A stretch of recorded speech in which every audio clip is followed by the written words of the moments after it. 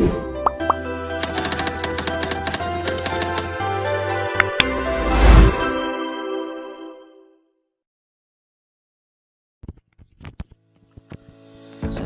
warahmatullahi wabarakatuh. Sebelumnya, perkenalkan, saya Fatih Harizat Beko dengan NIM 2024-07-008. Di sini saya akan mempresentasikan tentang requirement elicitation technique.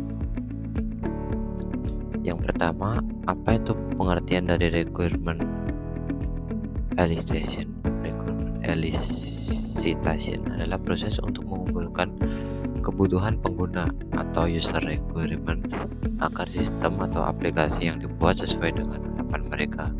Tujuannya adalah memahami apa yang sebenarnya dibutuhkan user, bukan hanya apa yang mereka katakan. Yang kedua ada interview atau wawancara.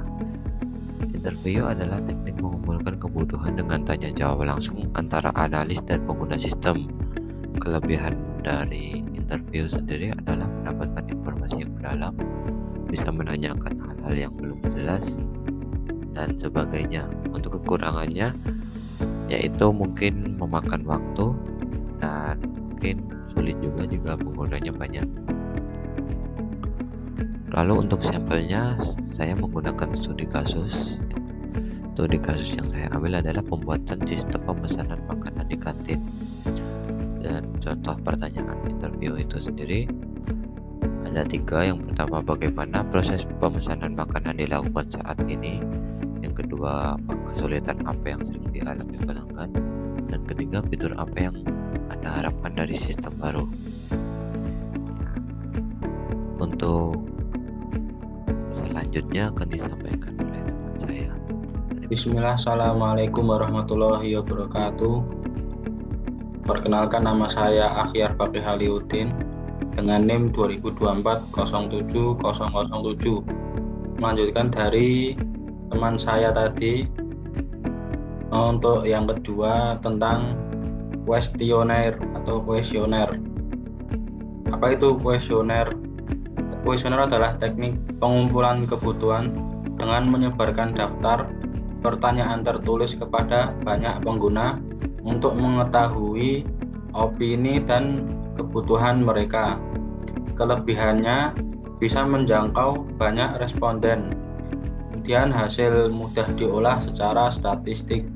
Kekurangannya tidak bisa menggali jawaban mendalam, kemudian responden kadang tidak menjawab dengan serius. Kemudian untuk sampelnya, kasusnya sistem absensi mahasiswa.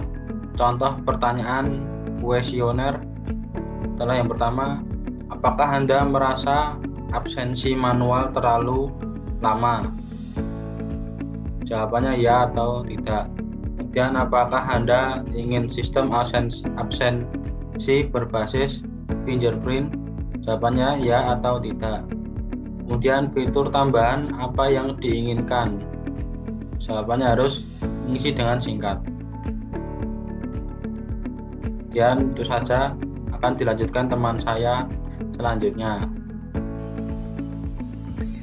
Ya, melanjutkan pembahasan yang ketiga, yaitu observasi. Observasi adalah teknik mengumpulkan kebutuhan dengan mengamati langsung bagaimana pengguna bekerja atau berinteraksi dengan sistem yang ada. Observasi terbagi menjadi 2, punya kelebihan dan punya kekurangan.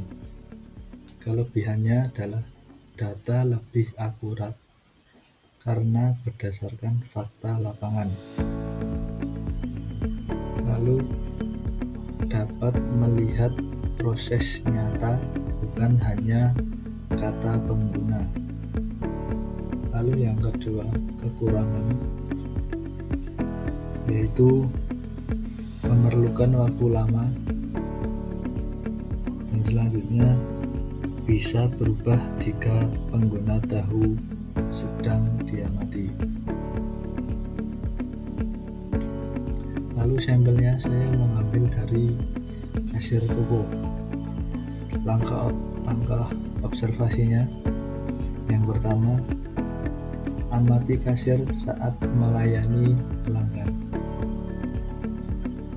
Catat alur kerja dan kendala, misal input data manual atau antrian lama. Hasil pengamatan: kasir sering salah input harga karena daftar produk tidak otomatis muncul.